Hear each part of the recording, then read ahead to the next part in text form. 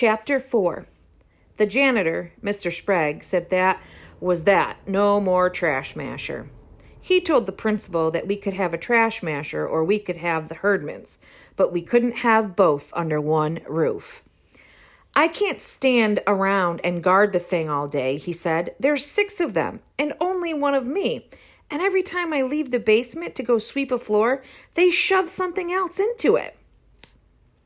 They'd already mashed up the 4th grade ant farm and the plastic dinosaur exhibit, and then Leroy went ahead and mashed up the Good School Citizen Award too, once he found out he couldn't eat it or spend it or sell it to anybody. Alice reported this to her mother, and Mrs. Wendelkin was so disgusted about the whole thing that she resigned from the PTA, which my father said was good news for the PTA.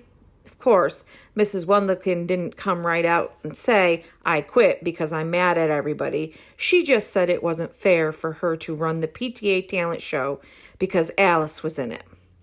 She said Mother could do that because Mother didn't have any talented children in it. Does that mean we aren't talented or just that we aren't in it? Charlie asked me, and I said, both. Actually, nobody had any talented children in it, and they really had to scratch around to get kids to do anything.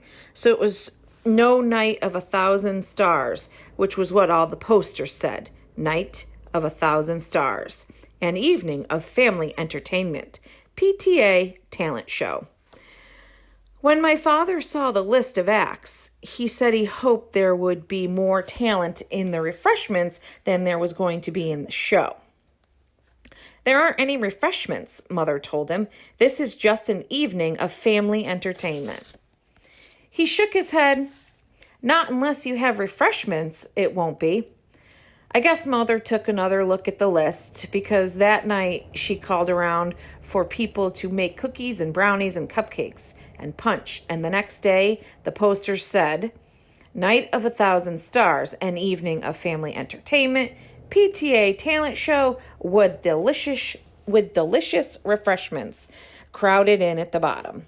This was a big mistake because refreshments is one long word that all the Herdmans understand, and right away you knew that they'd figure some way to get at them.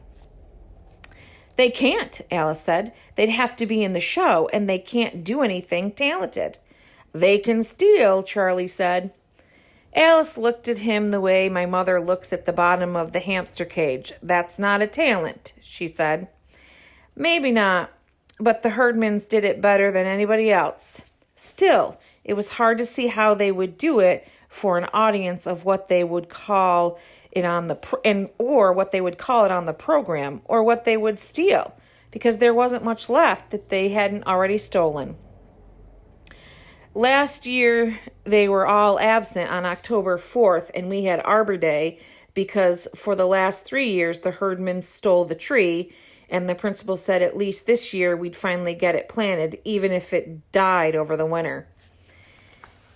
Maybe they've got some talent we don't know about, I said. And sure enough, 3 days later, Gladys Herdman took a pair of kindergarten safety scissors and cut Eugene Preston's hair in the shape of a dog. It could have been a cat, though, or a horse or a pig, something with 4 legs and a tail anyway, or else something with 5 legs and no tail.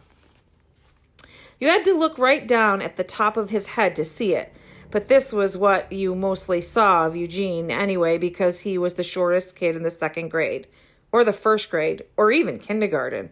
So naturally, he got picked on a lot, and if you had to choose which kid in the Woodrow Wilson School would get his hair cut in the shape of a dog for no reason, you would choose Eugene. Of course, he was already a nervous wreck from being the shortest kid around, and you knew it wasn't going to calm him down to have people holler, "Here, Fido," or "Here, Spot," at him, and if his hair was anything like the rest of him, he would probably be this way for years. So things didn't look good for Eugene. A dog, my father said when he heard about it. I can't believe it looks like a dog. Who says it looks like a dog? The art teacher, Charlie said. I heard her tell the principal. She said if it just wasn't on Eugene's head, she would display it as an example of a living sculpture. Why don't you tell that to Eugene? Mother said. It might make him feel better to know that he's a living sculpture. I don't think so.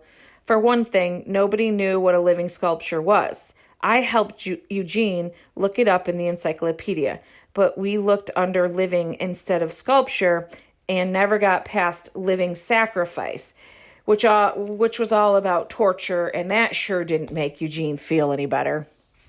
Come on, Eugene, I said. Don't be crazy. No one's going to make you be a sacrifice. Ha, he said. How about Gladys Herdman? He was really worried, and between being worried and short and having his hair all chopped up, Eugene began to twitch and wiggle and bite his fingernails and bang himself on the head. I can't help it, he said. It makes me feel better. Actually, there wasn't a kid at the Woodrow Wilson who didn't wiggle or twitch or tie knots in his hair or something. Boomer Malone once ate a whole pencil without even knowing it till he got to the eraser and broke off a tooth. Some kids banged their heads, too, when they didn't have anything else to do. And, of course, the Herdmans banged other kids on the head, but nobody did it as hard as Eugene. This was fascinating to Gladys Herdman. She quit hitting him and hollering at him and just followed him around everywhere, waiting for him to knock himself out, we all thought. Why do you do that all the time? She asked him, but Eugene was scared to tell her the truth. He figured if he said, it makes me feel better, she would pound him black and blue and claim it was a good deed. My mother thought Eugene ought to enter the talent show. It would take his mind off his troubles, she said, and there must be something he could do. I couldn't imagine what, except maybe stand up on the stage and be short. And I never heard of a show where part of the entertainment was somebody being short. So I was pretty surprised, along with everybody else, to learn that Eugene had a hidden talent that he would perform at the talent show. And then on TV, probably, Gladys Herdman said. Gladys was the one who discovered this talent, but she wouldn't tell anybody what it was, and she wouldn't let Eugene tell anybody either, not even his mother. So Mrs. Preston didn't know whether to get him a costume or a guitar or elevator shoes or what. My mother didn't know what to put on the stage for him to use. Maybe he needs a microphone, she said. Maybe he needs some special music. I'd really like to know because I want Eugene to be successful. It would be wonderful, she told us, if Eugene could win first prize in the talent show. What she really meant was it would be wonderful if anybody besides Alice Wendelkin would win first prize for a change. But I knew that wouldn't happen unless Alice broke both her arms and couldn't play the piano. I guess Charlie thought it was worth a try, though, because he asked Eugene what he needed for his talent act. He needs walnuts, Charlie reported, but he says he'll bring his own. He doesn't want to. He's scared to be in the talent show, but he's more scared of Gladys. What's he going to do with the walnuts? Mother asked. I don't know. Unless maybe he's going to juggle them? Charlie brightened up. That would be good. Even if he dropped some, that would be good. It seemed to me that if Eugene could juggle anything, we would all know about it, but maybe not. My friend Betty Lou Sampson is double-jointed and can fold herself into a pretzel, but she won't do it in front of people because of being shy. It could be the same way with Eugene, I thought. I also thought he might back out, but on the night of the talent show, there he was. So for once, we had something different to look forward to. There isn't usually anything different or surprising about the talent show. One year, a girl named Bernice Potts signed up to do an animal act, and the animal turned out to be a goldfish, which was different. But then the act turned out to be Bernice talking to the fish and the fish talking back and Bernice telling the audience what the fish said. Charlie loved this, but he was in the first grade then and believed anything anybody told him. Mrs. Wendelkin said this act didn't belong in the talent show because it didn't have anything to do with human talent. Even if the fish could talk, she said, that would just mean the fish was talented, not Bernice. Mrs. Wendelkin didn't think Eugene should be juggling walnuts either, according to Alice. If he can do it, Alice sniffed, which he probably can't. Eugene didn't even try. He came out on the stage carrying a big bowl of walnuts while Mother was introducing him. Our next talented performer, she said, is from the second grade. It's Eugene Preston, and Eugene is going to... Mother never got a chance to finish because Eugene began smashing walnuts on his forehead one after another just as fast as he could, and walnut shells flew everywhere. People sitting in the back of the auditorium couldn't figure out what he was doing, and people sitting in the front of the auditorium knew what he was doing but couldn't believe he was doing it.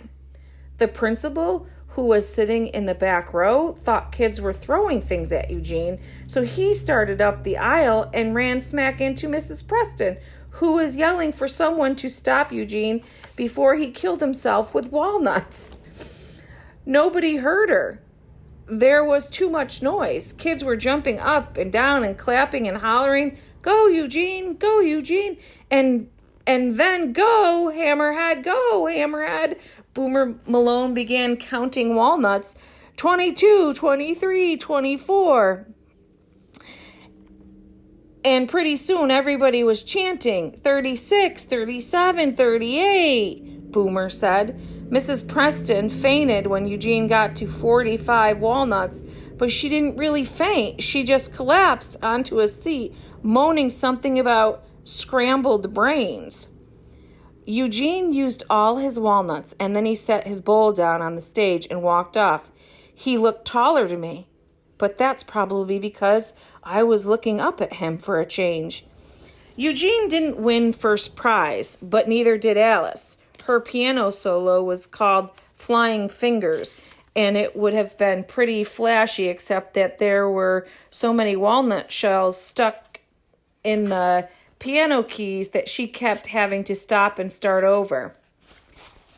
Eugene was the popular favorite, but I guess the judges didn't want to reward a scrambled your brains act in case that did eventually happen to him. So they gave the first prize to the kindergarten rhythm band, which was probably the best thing to do. It made all the kindergarten mothers happy, and it didn't make anyone else very mad. Of course, kids were all over Eugene, telling him that he should have won, that he was the best, and wanting to feel his head. "Did you always crack nuts that way?" someone asked. And Eugene said, "No, that it was Gladys's idea." "Why?" Charlie said. "What was in it for Gladys?" If you didn't know any better, you might think that Gladys felt guilty because of Eugene's dog haircut, but no one at the Woodrow Wilson School would think that.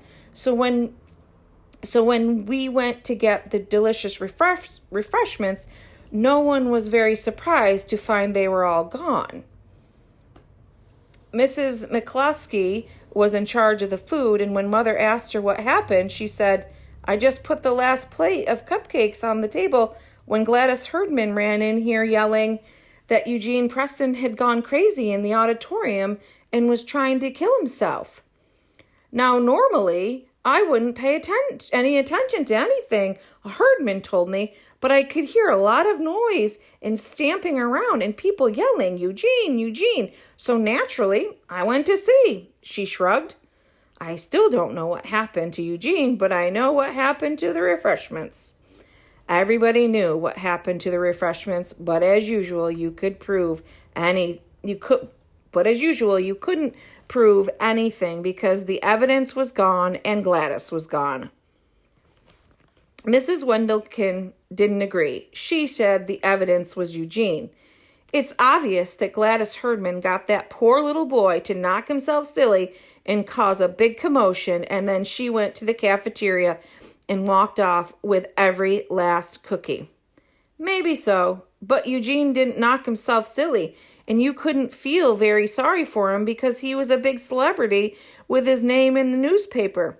Unusual performance by plucky Eugene Preston earns outstanding ovation at Woodrow Wilson talent show. The article also mentioned the kindergarten rhythm band, but not by name. Too many of them, the reporter said, and not by musical number. It could have been almost anything. Besides, Eugene wasn't even Eugene anymore, except to his mother and the teachers. And sometimes even the teachers forgot and called him Hammerhead, just like everyone else.